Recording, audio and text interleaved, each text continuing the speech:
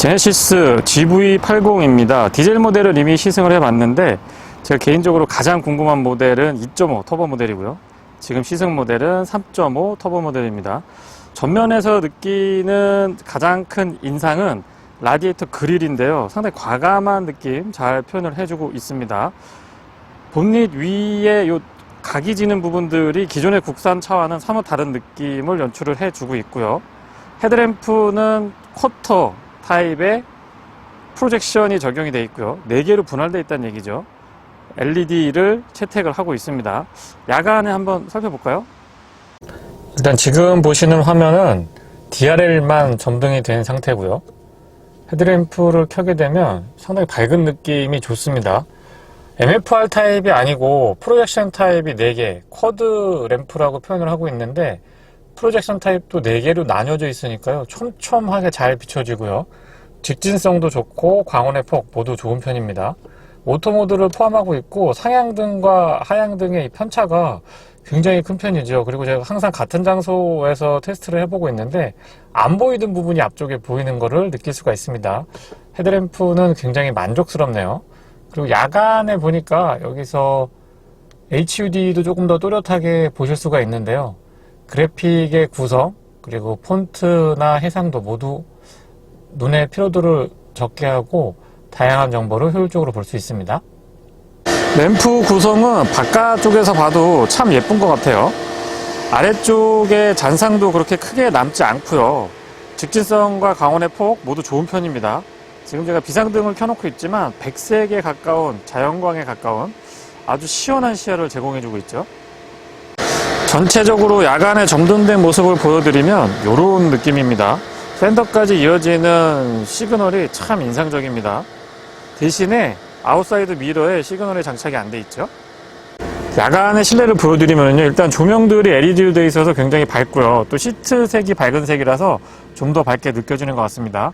앰비언트 라이트는 도어 쪽에, 뒷좌석 도어 쪽에도 길게 뻗어 있고요. 또 앞좌석에도 보시면 크러쉬패드 상단하고 하단하고 가운데 라인을 쭉 지나가면서 도어 쪽까지 부드럽게 앰비언트 라이트가 적용이 돼 있습니다. 이쁘네요.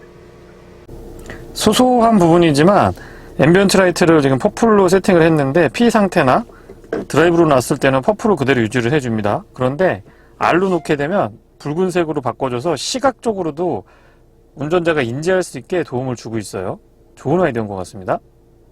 테일램프랑 시그널은 모두 LED로 구성이 되어 있고요. 2줄로 나눠져 있어서 안정감과 이체감을 동시에 만족시켜주고 있습니다. 뒤쪽에서 바라보더라도 야간에도 굉장히 안정적인 느낌 꾸준히 이어가고 있어요. 하단부의 범퍼 디자인은 깔끔하면서 좀 스포티한 느낌을 많이 표현해주고 있는 것 같습니다. 특히 이 끝부분에 보시면 크롬을 조금 두껍게 가져가고 있는데 과하다는 느낌은 들지 않고 전체적으로 좀 화려하고 그리고 고급스러운 이미지를 잘 연출한다고 보여집니다. 프론트 스커트는 과감한 느낌들 꾸준하게 이어가고 있고 가운데 쪽은 살짝 좀 심플한 느낌도 가져갑니다. 보이는 부분뿐만 아니고 보이지 않는 하체 쪽에도 꼼꼼하게 마무리가 되어 있는 그런 느낌이죠.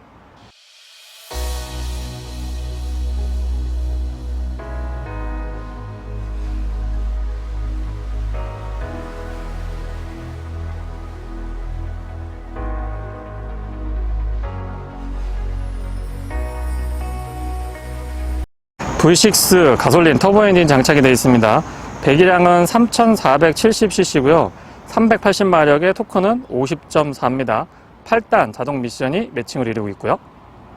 요즘 핫한 제네시스 GV80 같은 고급 차량은 아무래도 구매할 때 비용 부담이 있을 수밖에 없죠.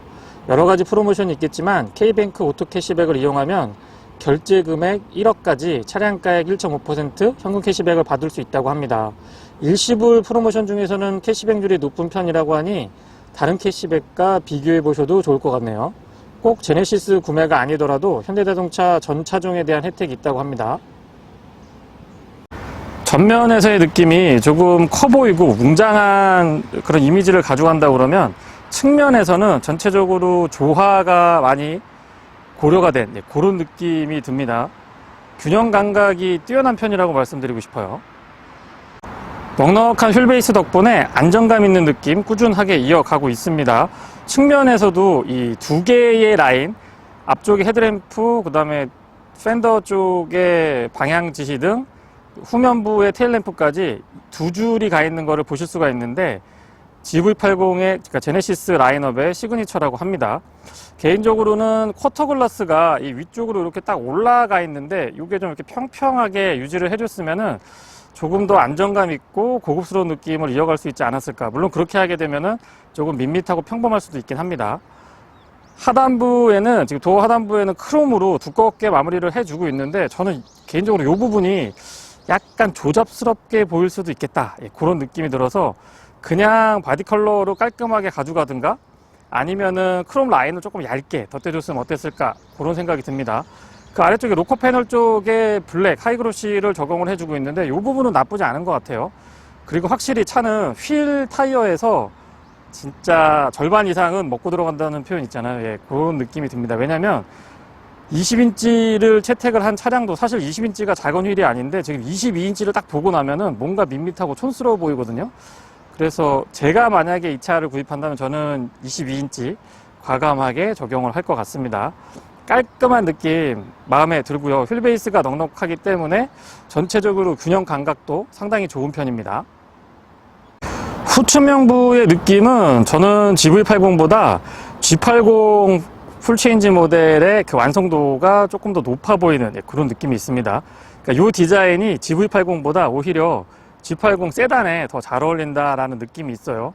그리고 측면 설명드릴 때 살짝 언급드렸던 것처럼 이 쿼터 글라스가 급격하게 확 위로 올라가는 듯한 느낌이 들어서 저는 그 부분이 이 측면에서 바라봐도 못내 아쉽기는 합니다.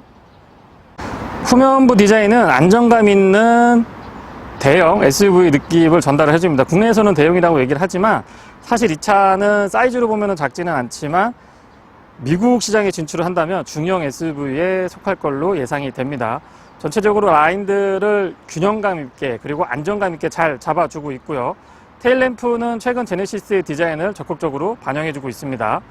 범퍼 쪽에 보시면 이 번호판이 위쪽으로 안 달리고 범퍼 쪽에 달리는 것을 확인을 할 수가 있죠. 머플러는 듀얼 타입으로 양쪽에 오픈이 되어 있습니다. 최근에 어떤 차량들을 보면 이미테이션으로 놓고 아래쪽을 바라보기도 하는데 그런 측면에서는 잘 해주고 있다고 보고요. 후진등은 LED 타입이 적용이 되어 있고 디퓨저 부분은 깔끔하게 마무리를 해주면서 바디 컬러랑 다른 재질로 좀 입체감을 살려주고 있습니다. 트렁크 공간도 살펴보도록 하겠습니다. 전동 테일게이트가 기본 적용이 되어 있고 바깥쪽에서는 이 위에 와이퍼 아래쪽을 살짝 눌러주시면 됩니다. 부드럽게 작동하고 약간 속도가 느린 감이 있어요. 시승 차량은 7인승 모델이기 때문에 지금 3열 시트를 펼쳤을 때 사용을 할 때의 느낌이고요.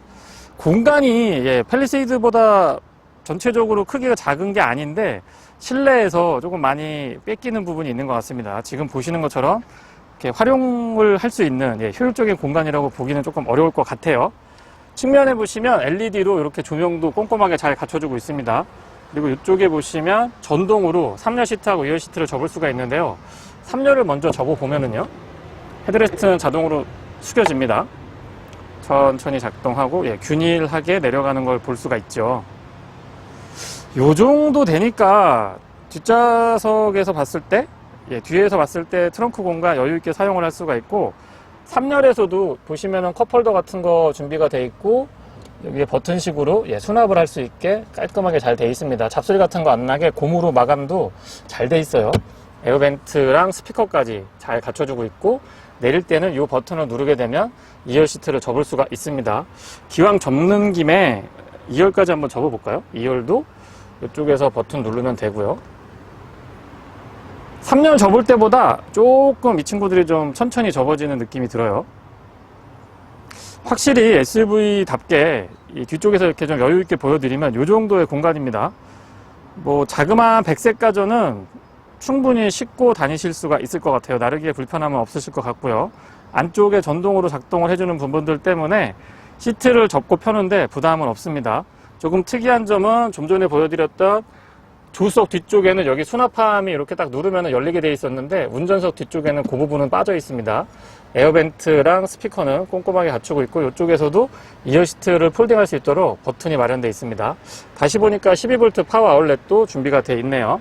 바닥에 매트 같은 것도 깔끔하게 잘 돼 있고, 지금 이 끝부분에 알루미늄으로 이렇게 처리가 돼 있는데, 이런 거는 참 고급스럽고 전체적으로 차량의 이미지를 좀 높여주는 그런 역할을 하는 것 같아요. 그리고 아예 바닥 부분을 보시면 제가 지금 러기지 스크린을 여기에다가 수납을 해놨는데 평상시엔 이렇게 보관을 하시면 되고요. 소화기하고 펑크 수리킷 갖추고 있습니다. 테일게이트는 이쪽에서 버튼을 누르시면 됩니다.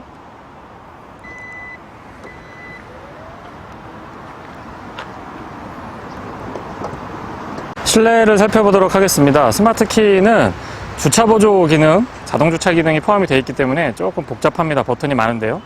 디자인은 글쎄요, 파격적인 차량 디자인에 비해서는 조금 아쉬운 것도 있지만 손에 잘 들어와서 저는 나쁘지 않은 것 같아요. 주유구는 푸시 타입이고 지금 가솔린 차량이라서 이렇게 요소수 없이 하나만 준비가 되어 있습니다. 아웃사이드 도어 핸들에는 뒤쪽에는 도어락 언락 버튼이 없고 앞쪽에만 지금 보시는 것처럼 음각으로 살짝 자리를 잡고 있습니다. 도어를 열었을 때의 느낌이 하단부에 보시면 커버링이 굉장히 꼼꼼하게 되어 있는 걸 보실 수가 있죠. 그리고 전체적으로 이 재질 같은 것들이 상당히 신경을 많이 쓴 그런 느낌입니다. 확실히 밝은색 시트를 채택을 하고 있다 보니까 실제보다 조금 더 넓고 쾌적해 보이는 느낌이 아주 좋습니다. 퀼팅 처리가 되어 있는 등받이 덕분에 고급감은 더해주고 있는 것 같고요. 도어 쪽부터 설명을 드려보면 아우디에서 봤던 그런 느낌들이 있습니다. 위쪽으로 이렇게 살짝 꺾어지면서 파고드는 듯한 느낌, 그리고 이걸 닫으면 운전자를 감싸 안아주는 듯한 그런 느낌의 디자인이고요. 스피커는 렉시콘 사운드 시스템이 적용이 되어 있습니다. 가죽의 질감이라든가 이런 패턴들, 그 다음에 이런 텍스처 같은 것들이 정말 신경을 많이 쓴 차량이다라는 걸 느낄 수가 있고요. 시트 메모리는 2개까지 가능합니다. 윈도우 컨트롤은 올 오토 타입이 적용이 되어 있고, 이런 손잡이 안쪽 부분까지도 커버링이 깔끔하게 잘 되어 있습니다. 가죽을 여기에서 이 부드러운 곡선들로 마무리를 해주고 있는데, 위쪽의 가죽하고 아래쪽의 가죽 모두 다 질감 좋고 마무리도 좋습니다. 맵포켓은 다시 봐도 글쎄요, 조금 좁은 것 같아요. 차량 크기에 비해서는 이 실용적인 부분이 좀 아쉽다라는 점 언급을 드려볼게요. 키킹 플레이트는 알루미늄으로 되어 있고 여기에 제네시스라고 쓰여 있습니다. 시트는 마사지 기능이 포함이 되어 있고요. 앞쪽에 안장의 길이 조절까지도 이렇게 전동으로 지원을 해주고 있습니다. 럼버 서포트 물론 전동으로 지원을 해주고 시트 등받이 날개 조임까지도 컨트롤이 가능합니다. 필팅이 되어 있기 때문에 굉장히 고급스럽고요. 열선하고 통풍 시트 각각 3단으로 조절을 할 수가 있고요. 헤드레스트 부분은 보기에도 굉장히 편안해 보이지만 실제로 딱 이 머리를 기대 보면 약간 단단하게 잘 받쳐주는 그런 느낌이 좋았던 것 같아요. 바닥 쪽의 페달은 지금 오르간 타입이 적용이 되어 있고요. 그 명품 시계의 체인을 형상화했다고 하는데 우툴두툴하게 마무리가 되어 있어서 저는 나쁘지 않은 것 같습니다. 풋레스트 역시 길이나 폭 괜찮고 폭이 조금 더 넓었으면 어떨까 싶은 생각도 들고요. 본닛은 레버 타입으로 잡아 당기시면 됩니다. 퓨즈 박스는 이쪽에 위치하고 있고 아래쪽에도 에어백이 무릎 에어백 장착이 되어 있습니다. 틸팅 앤 텔레스코픽은 4웨이 타입으로 전동 지원을 해주고 있고요. 뒤쪽에 테일게이트는 이쪽에서 컨트롤 하실 수가 있고요. 전동식 파킹 브레이크 갖추고 있습니다. 클러스터의 밝기 조절부터 자세 대여 장치 오프까지 깔끔하게 버튼들이 잘 마무리가 되어 있고 요런 데도 다 가죽으로 마감이 처리가 되어 있다 보니까 확실히 차 급이 좀 굉장히 고급스럽다라는 느낌, 럭셔리하다라는 느낌, 이런 느낌들을 많이 좀 받을 수가 있습니다. 굉장히 화려합니다. 그리고 측면에서 바라보니까 이 센터턴을 나가는 이 라인들도 이렇게 측면에 가죽으로 덧대주고 있기 때문에 더 좀 화려한 느낌이 있고요. 아래쪽으로는 빌트인 캠 USB 포트하고 별도의 수납 공간이 준비가 되어 있습니다. 스티어링은 처음엔 좀 이상했는데 자꾸 보니까는 이쁜 것 같아요. 뭐 하회탈 같다고도 하고 뭐라 얘기들이 많이 있는데 디자인이라든가 가죽의 질감 이런 것들이 좋기 때문에 전체적으로 저는 높은 점수 주고 싶습니다. 시동은 지금 보시는 것처럼 버튼 타입이고요. 카드를 넣어주세요. 확실히 가솔린 모델이라서 그런지 초기 시동 시에도 굉장히 조용한 걸 느끼실 수가 있습니다. 클러스터는 해상도도 좋고 전체적으로 크기 나쁘지 않기 때문에 사용하시는데 불편함은 없고요. 뭐 보여드리는 김에 그래픽 드라이브 모드에 따른 그래픽 변화 한번 보실까요? 이게 스포츠 모드고요. 커스텀, 다시 스포츠, 컴포트, 에코. 터레인도 여기에서 조절이 가능한데요. 스노우, 머드, 샌드 이렇게 세 가지로 터레인을 조절하실 수가 있습니다. 드라이브 모드하고 같이 혼합되어 있기 때문에 사용하시는 데는 뭐 굉장히 효율적으로 편안하게 쓰실 수가 있을 것 같아요. 그리고 스티어링을 보시면 좌측에는 인포테인먼트에 관련된 기능들 깔끔하게 자리 잡고 있습니다. 음성 인식 포함이 되어 있고요. 우측에는 스마트 크루즈 컨트롤을 할 수 있는 기능들이 깔끔하게 정돈이 되어 있습니다. 물론 패드 시프트도 지원을 해주고 있고, 가만히 보시면은 이 방향 지시등 스틱 같은 거 끝부분도 참 신경을 많이 썼다라는 느낌을 받습니다. 이렇게 오돌도돌하게 되어 있는데 만졌을 때 느낌이 참 좋았던 것 같아요. AVN이 굉장히 크고 와이드한 타입으로 정리가 되어 있다 보니까 시원시원한 느낌이 참 좋은 것 같습니다. 고급차에 잘 어울리는 셋업이라고 말씀을 드려볼까요? 어쨌거나 저 부분은 저는 만족도 굉장히 높다라고 다시 한번 말씀을 드려보고 싶고요. 터치로 지원을 해줍니다. 터치를 지원을 해주고 메뉴가 굉장히 많아서 좀 복잡해 보이기는 하는데 금방 적응하실 수가 있습니다. 지도는 뭐 달릴 때 제가 다시 한번 설명을 드리겠지만은 일반적인 모드하고 버추얼 뷰라고 해서 실제 보이는 화면에다가 내비게이션을 이렇게 얹어서 보여주는 그런 기능까지 포함을 하고 있기 때문에 조금 더 편리하게 사용을 하실 수가 있죠.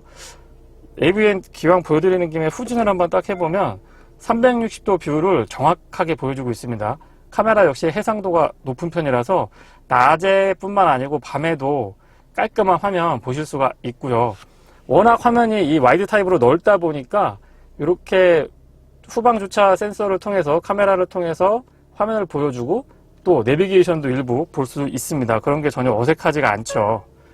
그리고 그 아래쪽으로는 공조장치 컨트롤이 준비가 되어 있는데 공조장치는 별도의 모니터를 갖추고 있습니다. 위쪽으로는 비상등 스위치를 포함해서 인포테인먼트에 관련된 기능들 이 물리키로 나와 있어서 조금 더 편리하게 사용을 할 수가 있었고요. 공조장치는 조작을 해보면 빠릿빠릿하게 움직여서 저는 좀 편했던 것 같습니다. 그리고 이렇게 다이얼 방식도 있고 푸시 타입 버튼도 혼합이 되어 있기 때문에 조금 더 직관적이라고 말씀드리고 싶고요. 열선, 스티어링의 열선은 2단으로 조절이 가능하고요. 그리고 좀 전에 말씀드렸던 것처럼 시트의 열선은 각각 3단, 통풍 시트도 각각 3단으로 조절이 가능합니다. 그 아래쪽으로는 약간의 수납 공간, 지금 이렇게 커버링이 깔끔하게 되고요. 와, 이런데 우드도 진짜 이 느낌이 참 고급스럽고 좋네요. 스마트폰 무선 충전을 할 수 있도록 여기에 이렇게 딱 넣으시면 되고요. NFC 역시 지원을 해주고 있습니다. 잘 보시면은 좀 어둡게 보이나요? 여기 구멍이 숭숭숭 뚫려 있는데 저거는 스마트폰 무선 충전할 때 발열 때문에 이렇게 고안을 했다고 합니다. 그리고 옆에는 USB 충전 단자랑 USB 일반 포트, 고속 포트죠. 고속 지원을 해주고요. 준비가 되어 있고요. 메인 컨트롤러가 참 독특한데 여기에서 이렇게 다이얼 방식으로 조작을 해줍니다. 그리고 볼륨 스위치하고 이 트래킹은 이쪽에서 위아래로 이렇게 굴리는 방식으로 되어 있는데 요거 참 아이디어가 좋은 것 같습니다. 그리고 방향지시 등 스틱 제가 말씀드리면서 오톨도톨한 걸 말씀을 드렸었는데 그런 형태로 마무리가 되어 있고 여기에는 필기체를 쓰게 되면은 내비게이션 같은 거에서 인식을 하는 그런 기능이 포함이 되어 있는데 글쎄요, 저는 조금 더 적응에 시간이 필요한 것 같습니다. 그리고 아파트 같은 데서 주차, 중립주차 하실 때 사용할 수 있는 버튼이 별도로 나와 있고요. 오토홀드 지원을 해주고 있습니다. 전자식 기어 변속은 지금 이 조그 셔틀 타입이라고 말씀을 드려볼게요. D하고 N 이렇게 왔다 갔다 바로 D, N 왔다 갔다 할 수 있기 때문에 조금 더 편리하게 사용을 하실 수가 있고 P는 버튼 타입으로 준비를 해주고 있습니다. 그 옆쪽으로는 커버링이 가능한 컵홀더 2개 있는데요. 앞쪽이 살짝 높은 감이 있습니다. 터레인하고 드라이브 모드는 아래쪽에서 다이얼을 돌려서 조작을 하실 수가 있고 파킹 센서하고 360도 파노라마 뷰 보실 수 있는 카메라, 그 다음에 언덕에서 내려올 때 속도를 제어해주는 기능도 이쪽에 깔끔하게 자리를 잡고 있습니다. 센터 터널이 전체적으로 약간 높으면서 완만하게 떨어지고 있기 때문에 암레스트의 기능도 기능적으로 좀 우수하다라고 말씀드리고 싶고요. 앞쪽에서 버튼을 여기 보시면 버튼이 살짝 있죠. 이걸 이렇게 누르면 양쪽으로 분할돼서 열리게 돼 있고 안쪽에 공간도 효율적으로 잘 준비를 해주고 있네요. 이런 커버 같은 것도 위쪽에 있어서 2단으로 좀 나눠서 수납을 하실 수가 있고 여기 보시면 이렇게 손이 들어가죠. 여기에는 공간이 조금 더 있어서 생각보다 효율적인 공간으로 사용을 하실 수가 있습니다. 조수석 수납 공간 잠깐 보여드리면 잡아당기는 방식이고요. 여기서 보니까 앰비언트 라이트가 이렇게 보이죠. 안쪽까지 벨벳으로 깔끔하게 처리가 돼 있고 공간 자체가 나쁘지 않기 때문에 활용도에 있어서는 높은 점수 주고 싶네요. 뒷좌석입니다. 뒷좌석은 전동으로 지금 선쉐이드가 적용이 되어 있는데 한번 올려보면은요, 이런 식으로 전동으로 작동이 됩니다. 깔끔하죠. 그리고 유리를 내려보면 이중접합 차음들이 적용이 되어 있고 완전히 끝까지 내려가지는 않고 이 정도 남습니다. 앞쪽하고 가죽이라든가 이 우드 패널, 그 다음에 스피커라든가 전체적으로 마감은 같은 형태를 띠고 있고 깔끔하면서도 고급스러운 느낌 이어가고 있습니다.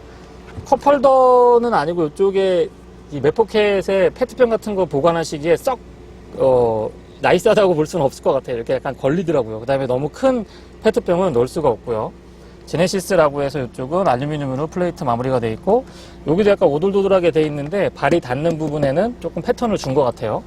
시트 자체의 고급감 굉장히 수준이 높은 편이고 헤드룸 공간도 비교적 2열까지는 괜찮습니다.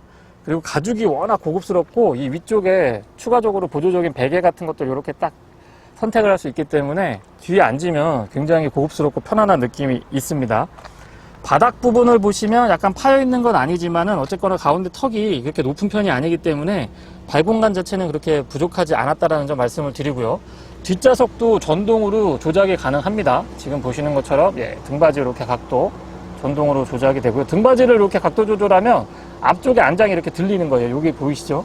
요만큼 들리는 거를 또 보실 수가 있습니다. 그리고 시트 폴딩 할 때는 이 버튼 눌러가지고 이런 식으로 앞으로 밀리고 뒤쪽에 등받이가 이렇게 접어지는 방식이고요. 요 공간으로 들어가야 되는데 뒤에 들어갈 때 그렇게 3열 들어갈 때 편하진 않고요. 3열에 막상 앉아보면은 무릎 공간이, 발 공간은 저는 그냥저냥 괜찮았어요. 근데 무릎 공간이 생각보다 좀 불편했던 것 같아서 그 부분은 좀 아쉽다고 말씀을 드려보고요. 다시 말씀드리지만 3열의 헤드레스트는 지금 수동으로 들어줘야 되고 폴딩 할 때는 자동으로 떨어지면서 접어지는 그런 형태를 띠고 있습니다. 2열 시트는 이렇게 살짝 탁 쳐주면 자동으로 뒤로 싹 폴딩이 됩니다. 그리고 전체적으로 공간감이 나쁘지 않기 때문에 뒤쪽에 앉으셔도 럭셔리한 느낌, 편안한 느낌 고스란히 가져가실 수가 있어요. 그리고 뒤로 슬라이딩 하는 거는 여기 밑에 레버를 잡아당겨서 수동으로 하셔야 되고 등받이 각도 조절하고 폴딩 되는 부분만 전동을 지원을 해 줍니다. 안쪽에 한번 앉아보면은요, 무릎 공간은 뭐 주먹 2개 반 정도, 3개까지도 충분히 가능할 것 같고요. 시트백 뒤쪽이 많이 파여있지 않거든요. 그래도 이 정도의 공간이면은 저는 뭐 나쁘지 않다라고 봅니다. 여기에 그 자잘자잘한 수납물 같은 거 수납하실 수가 있고요. 이것도 가죽으로 참 처리 고급스럽게 잘 해놨네요. 그리고 뒤쪽에는 에어벤트가 준비가 되어 있는데 제가 아쉬운 점은 사실 이 정도 급이면은 이 B필러 안쪽에서 송풍구가 좀 뚫려 있어 줘야 되는데 그런 점은 조금 아쉬운 점으로 말씀을 드려볼게요. 송풍구 위치라든가 디자인 나쁘지 않고 기능적으로도 부족함은 없었습니다. 통풍 시트하고 열선 시트는 각각 3단으로 여기서 이렇게 컨트롤이 가능하죠. 각각 3단으로 지원을 해주고 있고 그 아래쪽으로는 220V 컨버터 커버링 되어 있고 USB 충전 포트가 2개 마련이 되어 있습니다. 깔끔하게 잘 마무리가 되어 있어요. 워크인 스위치가 작동이 되게끔 준비가 되어 있는데 릴렉스 컴포트 시트인가요? 그 소나타랑 그랜저에 있는 그 부분은 지금 여기에는 GV80에는 적용이 안 된 것 같습니다. 그리고 고급 차량답게 이 위쪽을 보시면 스웨이드 재질로 정말 좋네요. 고급스럽게 마무리 잘 해놨고 뒤쪽에도 루프가 오픈 사이즈가 굉장히 크고 다 유리로 덮여있기 때문에 시원시원한 느낌을 전달을 해줍니다. 그리고 이 고급스러운 화장 거울 뒤쪽에서도 은은하게 떨어지고 사실 요거는 LED보다는 그냥 일반 벌브를 좀 흔히하게 해줘야 뒤쪽에 앉으신 여자분이 좀 더 이뻐 보이는 그런 역할을 해주는데 어쨌거나 준비가 고급스럽게 잘 돼 있습니다. 전체적으로 뒤에 앉아서 앞쪽을 보게 되면은 수평이 많이 강조가 되어 있고 여백의 미를 좀 생각을 한 것 같아요. 그래서 기능이 굉장히 많고 복잡한데 실제 보면은 그렇게 피로도가 있는 배치는 아닙니다. 그리고 다시 말씀드리지만 운전자 중심으로 참 깔끔하고 편리하게 배치가 되어 있는 걸 보실 수가 있고요. 소소한 부분이지만 저런 그 룸밀러 같은 경우도 테두리 부분이 엣지 부분이 상당히 얇게 준비가 되어 있기 때문에 실제보다 커 보이고 시원시원한 시야를 제공을 해줍니다. 그리고 맵등도 기능적으로 깔끔하게 구현이 돼 있고, 이 마무리 같은 것들 기능 위치별로, 그러니까 사용하기도 좋고 디자인적으로도 떨어지지 않는 이제 그런 모습 보여주고 있고요. 보여드리는 김에 지금 조수석 선바이저도 보여드리면 여기도 LED로 조명이 되는 것 같아요. 거울하고 위쪽에 LED 살짝 준비가 돼 있습니다. 전체적으로 느낌 다시 한번 보여드려 보고요. 암레스트도 준비가 돼 있죠. 이렇게 잡아당기시면 되고, 앉았을 때 각도가 참 좋았던 것 같아요. 그리고 앞쪽에서는 이렇게 누르면 푸시 타입으로 슬라이딩이 되면서 컵홀더가 2개 마련이 되어 있습니다. 도심 주행에서 공인 연비는 6.9인가요? 6.8? 6.9 정도로 제가 기억을 하고 있습니다. 22인치 가솔린 22인치 휠 타이어로 장착을 하고 있는 가솔린 3.5 터보 모델을 기준으로 말씀을 드리고 있고요. 근데 실제로 주행을 해보면 약 5.3에서 6.2, 그러니까 4km까지는 떨어지진 않는데 5에서 6 정도, 5km 정도 중반으로 평균 정도를 잡으시면은 아마 실질적인 주행 연비에 근접할 걸로 예상을 합니다. 참고로 시승하고 있는 차량은 공기압이 3.5에 제가 세팅을 하고 있고요.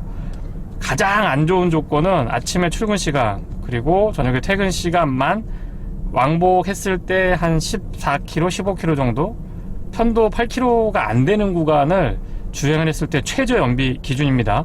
그리고 지금처럼 그냥 뭐 소통이 원활하고 비교적 흐름이 나쁘지 않은 그런 도심 구간을 주행을 해보면 약 6.5 정도 보시면 될 것 같아요. 연비는 그 정도 수준이고요. 그리고 도심에서 주행을 해보면 전체적으로 터보렉 같은 거, 특히 가다서다를 반복하거나 중저속 구간에서의 터보렉은 크게 느껴지지 않는 것 같습니다. 자동차 전용도로 고속도로에서 주행을 할 때도 좀 경쾌한 느낌들 제가 많이 받았는데요.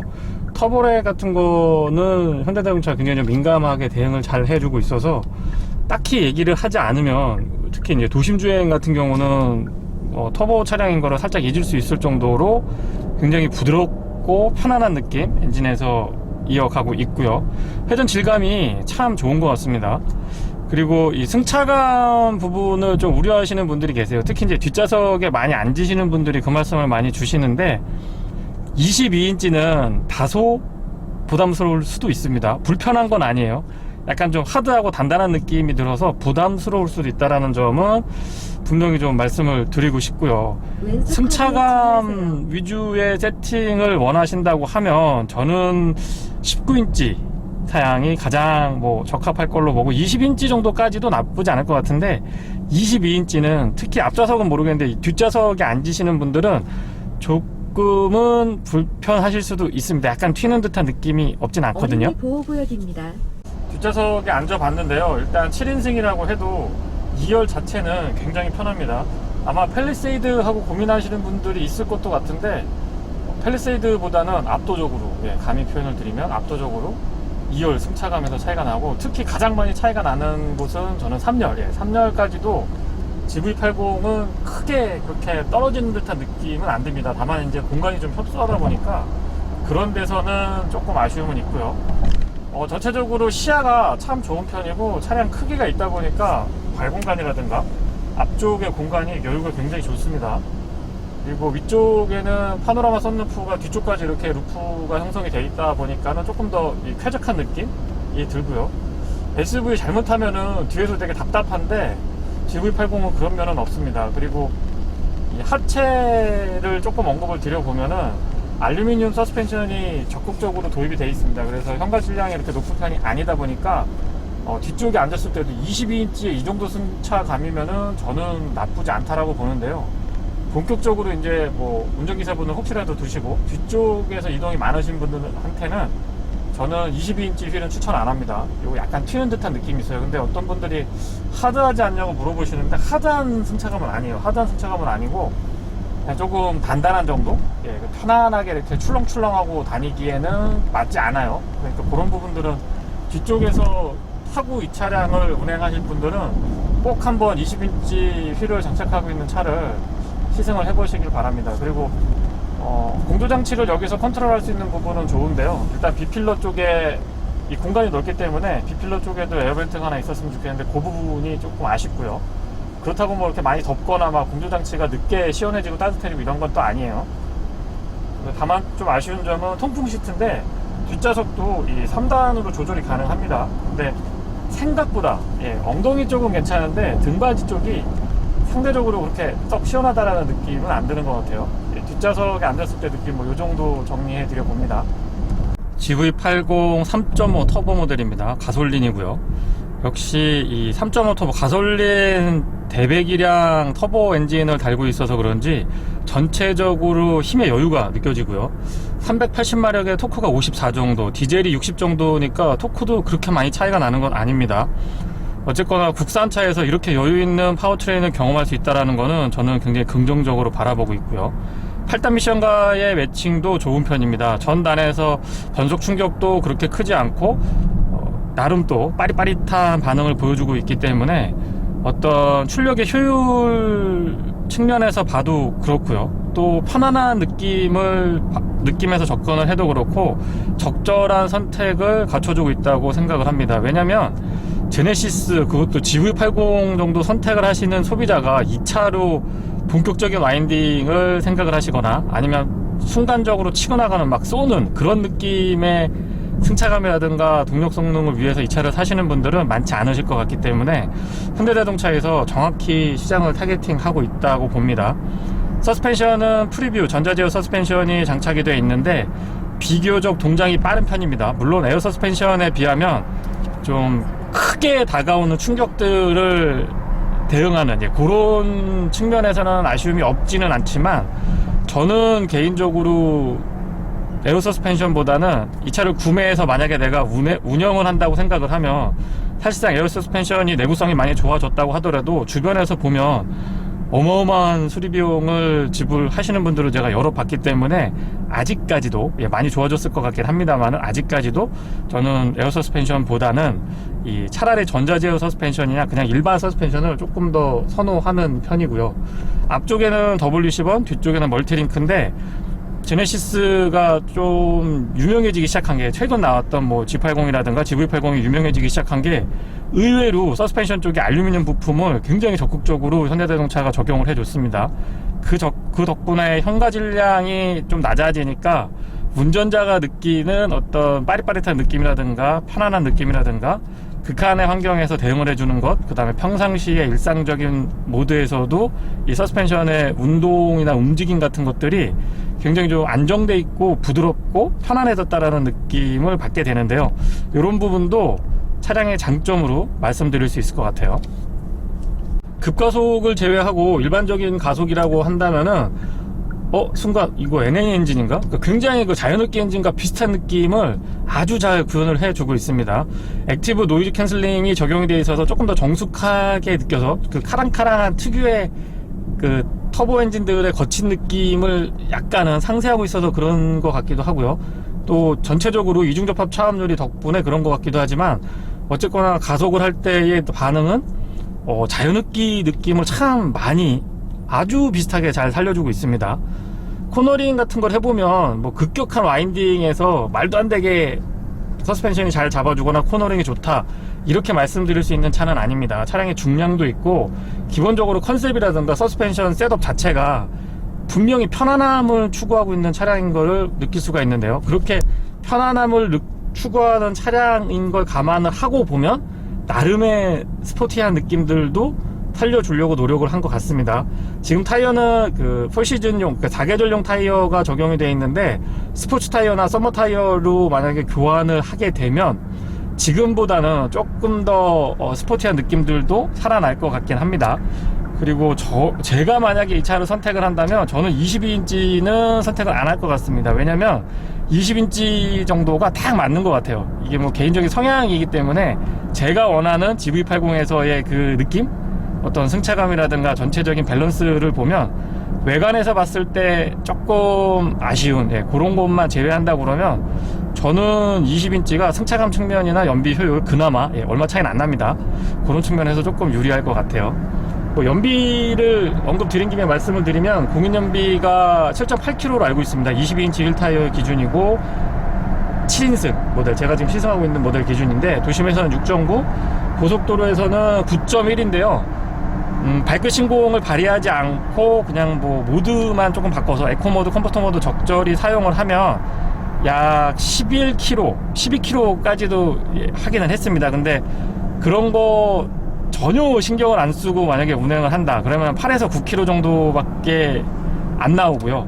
발끝 신공까지 발휘를 해서 끝까지 끌어올린다 라고 하면, 제가 일부 구간에서 잠깐 확인을 한 거긴 합니다만은 13.2까지도 확인을 했습니다. 그래서 연비 측면에서는 현대자동차가 3.5 터보 모델을 출시하면서 뭐 여러 가지 기술들을 접목했다고 하는데, 그런 것들이 연비에 좀 영향을 주는 것 같습니다. 그 듀얼 퓨얼 인젝션, 뭐 센터 인젝션, 무슨 얘기인지도 솔직히 잘 모르겠어요. 설명을 봤는데 잘 모르겠고, 그게 연비에 조금 영향을 주는 것 같고, 뭐 통합 열 관리 시스템이라든가 순행식 인터쿨러를 사용을 해서 효율을 높이고 뭐 이런 것들을 이야기를 하고 있는데, 전반적인 것들이 조화를 이루면서 연비 쪽에 좀 긍정적인 영향을 주는 것 같아요.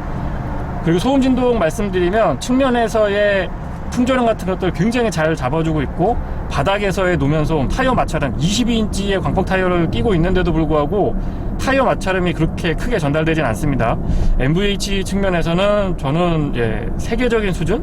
수입 SUV들, 이 동급의 SUV들하고 비교를 하더라도 그렇게 떨어지지 않는다고 생각을 합니다. 어떻게 보면 더 우월할 수도 있어요, 이 차가.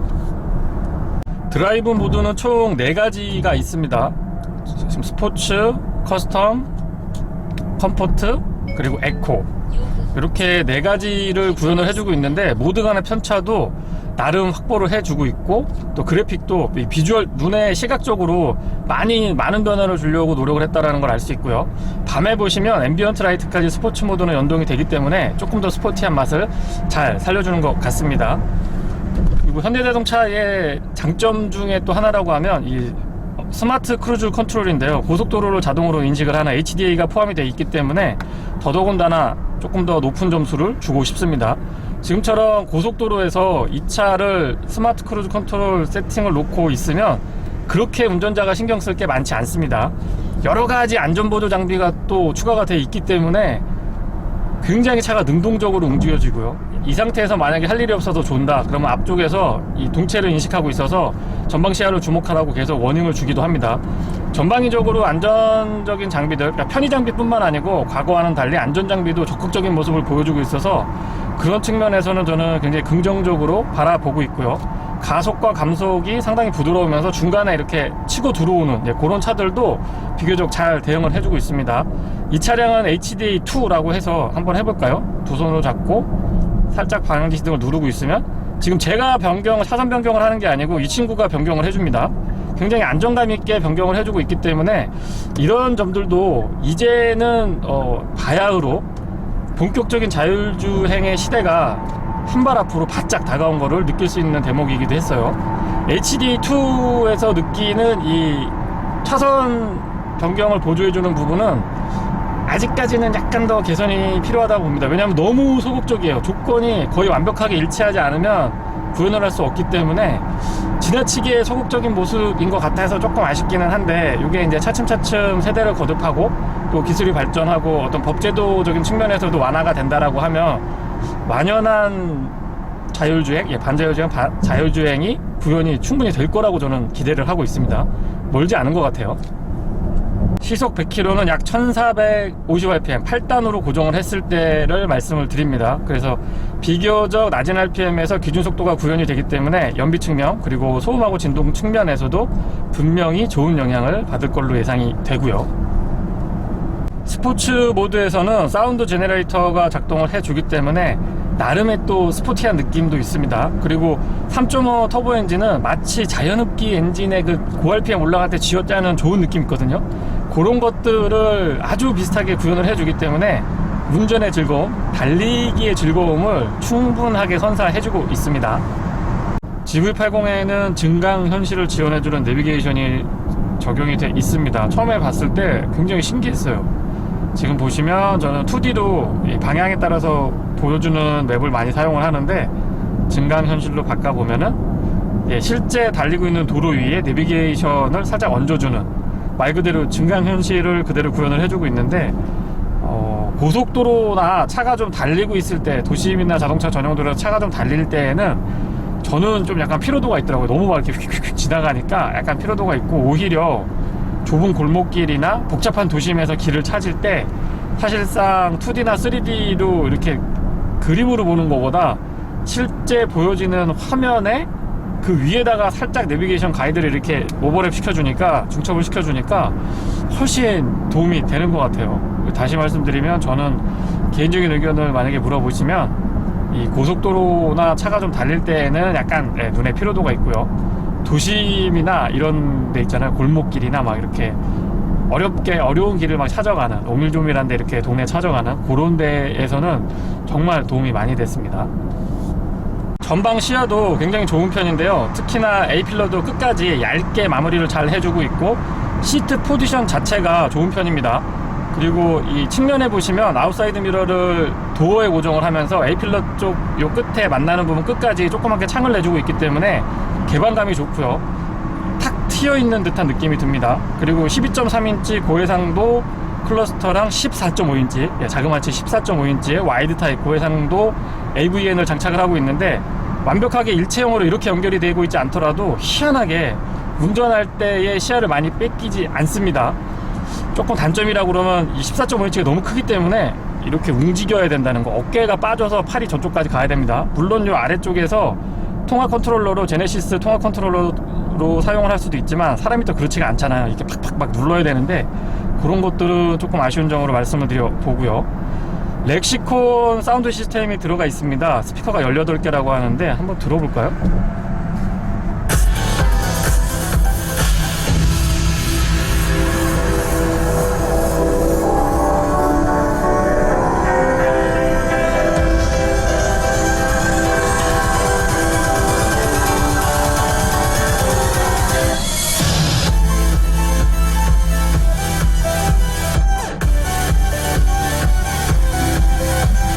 예, 제가 가끔 리뷰를 할 때 안 들리던 소리가 들린다고 말씀을 드리는데, 지금 이 차량의 사운드 시스템이 그렇습니다.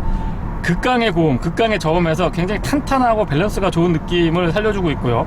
중음대에서도 그 해상도가 높은 편이기 때문에 전체적으로 음질의 어떤 그 조합이라고 그럴까요? 그 다음에 음역대의 구분이 명확하면서 또렷한 걸 느낄 수가 있습니다. 옵션으로 충분한 가치가 있다고 봅니다. 한 기능이지만 이렇게 방향지시등을 켰을 때 안쪽에 후측방 모니터링이 되는 기능, 그리고 앞에서처럼 터널을 만다면 자동으로 내기순환, 외기순환을 컨트롤해주는 이런 편의 장비들은 정말 현대자동차, 특히 제네시스가 아주 잘 갖춰주고 있다고 봅니다. 최근에 현대자동차가 전체적으로 다 고급화가 되고 있기 때문에 이런 기능들은 산타페라든가 아니면 팰리세이드 같은 대중적인 모델에서도 볼 수가 있는데요. 저는 이 안전장비나 편의장비, 특히 이 안전에 조금이라도 도움이 되는 장비들은 빨리 좀 많이 퍼져서 꼭 이게 프리미엄 브랜드에서 있어야 되고 대중 브랜드에서는 빠져도 된다, 이런 인식은 조금 없어졌으면 좋겠습니다. 사실 요즘에는 그런 차이가 크게 의미는 없는 것 같아요. 그냥 소비자의 니즈가 있다라고 하면 언제든지 얼마든지 이 상호 이렇게 크로스오버 돼야 된다라고 저는 생각을 합니다. 그리고 운전석 시트가 전체적으로 편하지만 특히 운전석의 칭찬을 아끼지 않고 싶은데요. 에르고 모션 시트라고 해서 이 마사지 기능이 포함이 되어 있습니다. 그 시트 자체가 똑똑한 편이기 때문에 운전자의 피로도를 현격하게 줄여줄 수 있다는 측면에서 저는 높은 점수를 주고 싶고요. 허리 스트레칭을 저는 조금 많이 사용을 해봤는데 생각보다 이 눌러주는 폭이 조금 있기 때문에 도움을 많이 받았고요. 또 장거리 운행에서는 안장 쪽에 허벅지 쪽을 이렇게 눌러주고 있는데, 그런 것들도 전체적으로 이 운전자의 피로도를 떨어뜨리는데 한 몫을 단단히 하고 있는 것 같더라고요. 브레이크 성능은 초반부터 담력이 상당히 좋은 편이고요. 끝까지 꾸준합니다. 그리고 반복해서 제가 풀 브레이킹 테스트를 해봤는데 그럴 때에도 굉장히 일관된 모습을 보여줬습니다. 근데 이게 이 차만의 특징인지 아니면은 이 전자식 브레이크를 사용하고 있는 차량들의 특징인지 제가 정확하게 모르겠습니다만, 어떤 상태에서는 담력이, 브레이크 담력이 평상시에 제가 이 시승을 하면서 느꼈던 그 담력이 아닌 거예요. 그럴 때는 제가 순간적으로 좀 당황을 많이 했었는데, 어쨌거나 브레이크에 대한 만족도는 일반적인 주행에서는 뭐 흠잡을 데가 전혀 없고요. 설사 이 차를 좀 스포티하게 좀 와일드하게 몰아붙여 나간다고 하시더라도 기준 이상의 만족도, 기준 이상의 안정도는 충분히 확보가 됐다라고 저는 봅니다. 브레이크 자체는 괜찮아요. 차가 또 이 장점만 있는 건 아니잖아요. 제가 생각했던 단점, 뭐 디젤 모델에서 여러 가지 얘기를 했기 때문에 중복되는 부분은 제가 제외하고 말씀을 좀 드려볼게요. 하나만 딱 언급을 드릴 수 있을 것 같아요. 뭐냐면 엔진의 발열이 개인적으로는 조금 있다고 봅니다. 다른 차량들에 비해서 낮뿐만 아니고 밤에 솔직히 이 주변에 살짝 이렇게 타면 그렇게 차가 열받을 만한 상황은 아니거든요. 예, 열받을 만한 상황? 표현이 좀 그렇습니다만은. 근데 이 친구가 팬이 계속 도는 거예요. 계속. 그것도 아주 강하게.